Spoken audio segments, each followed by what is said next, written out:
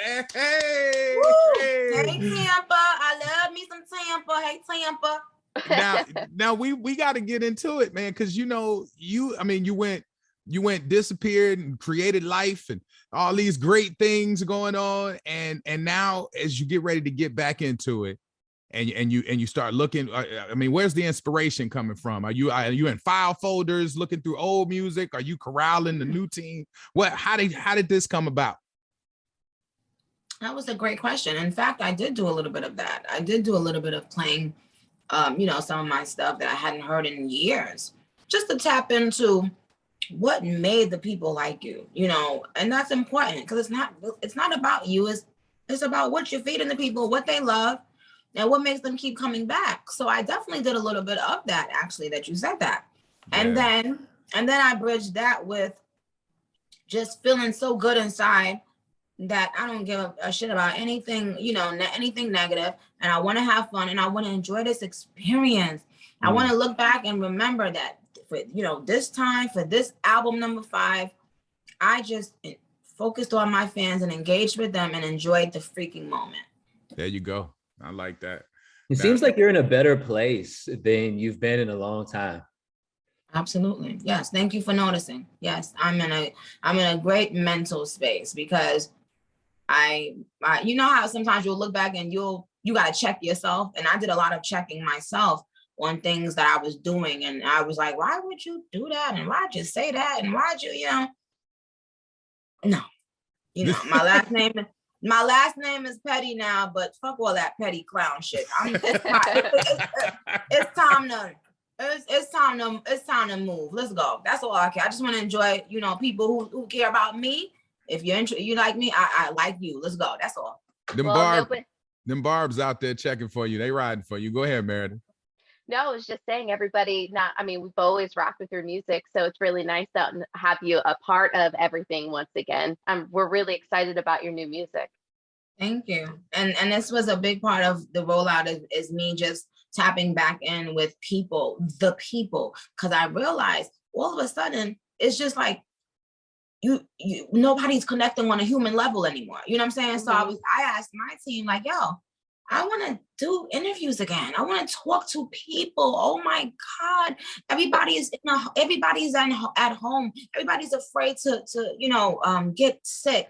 Everybody's protecting their children. Everybody's losing loved ones. And it's like little by little, we're just zoned in on social media, and there's no more human freaking experiences, yo. Mm-hmm. Yeah. So I wanted to feel the people again. You know what I'm saying? So that's why I wanted to talk to you guys. So again, thank you for doing it. It's funny too, because when you talk about your fans and the Barbs and just the people who rock with you, you get a little giddy. Like you really, really go hard for them because they go hard for you too. That's right. And I want to take you back. What we're gonna do right here is go back. All right, I want you to go back to when Onika was young and she was a baby and she had like when we did a promo run, you came, the first promo run, you came to town and you were signing girls' boobs and bras. And you was I'm standing right next to you and I'm watching people fall out, like, the Michael Jackson style, like falling out.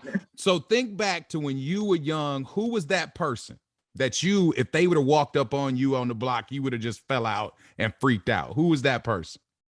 There were a few, but two off the top of my head I could tell you is my obsession and my love for Jada Pinkett and Monica.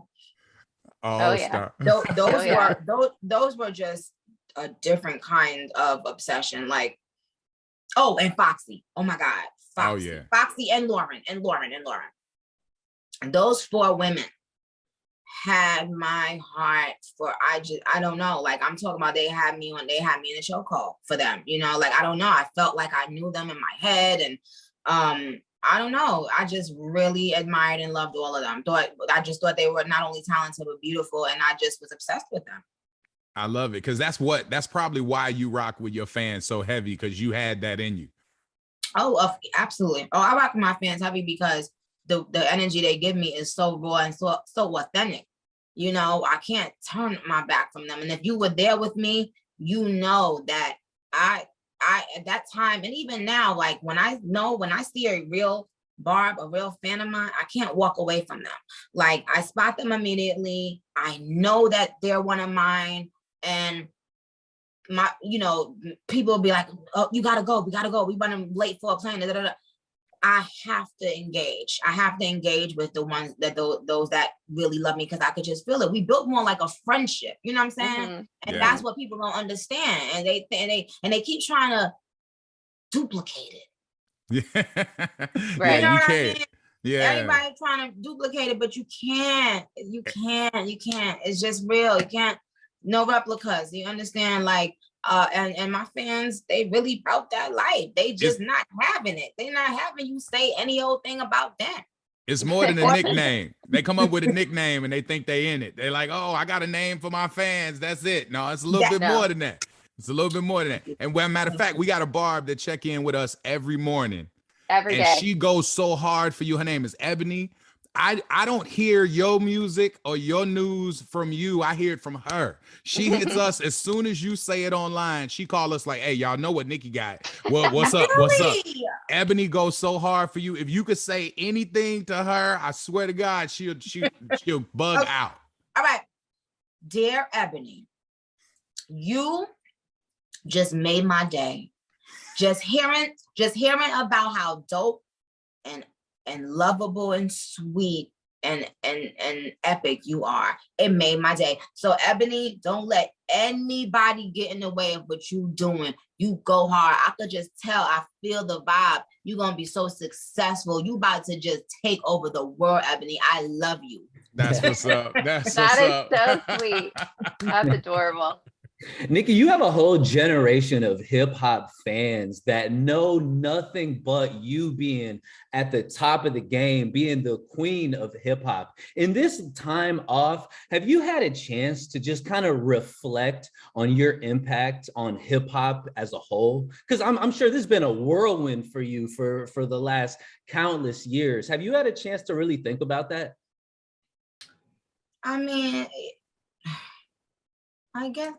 I don't know. It goes and comes, because sometimes I have to force myself to step out of it and look, and it's hard. And I think that's where I was going wrong. A lot of times I was just so in it, I couldn't step out. And a lot of times if you can't step out of it, you can't be the bigger person and rise above it. You know what I'm saying? Yeah. So I think what I was able to do finally is look and see, look at the influence. You don't need anyone to tell you. You don't need anybody to give you props. It's right there. It's right there for you to see. So that means you did something good. Keep on going. That's what I had to tell myself. And it's a beautiful thing.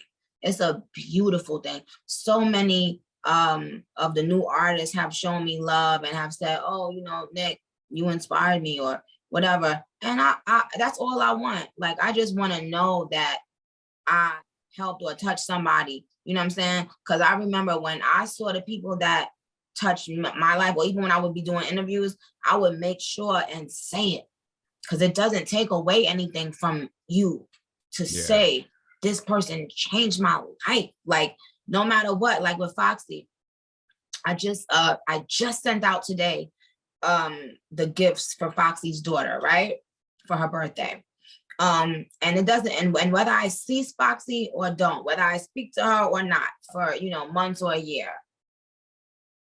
I always let people know that if this woman didn't step on the scene and start rapping, I might not be out here rapping right now.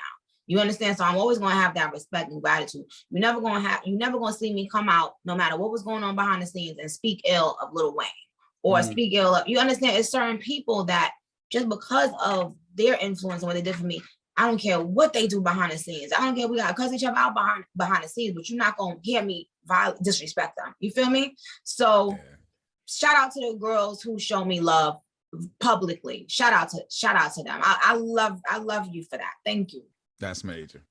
You've been having, your fans have been with you for such a long time, and with such a transition in life, giving birth and having your son. Were you concerned about becoming a mom in the industry and how maybe fans would perceive you, if your persona or who you are was gonna have to change after a while?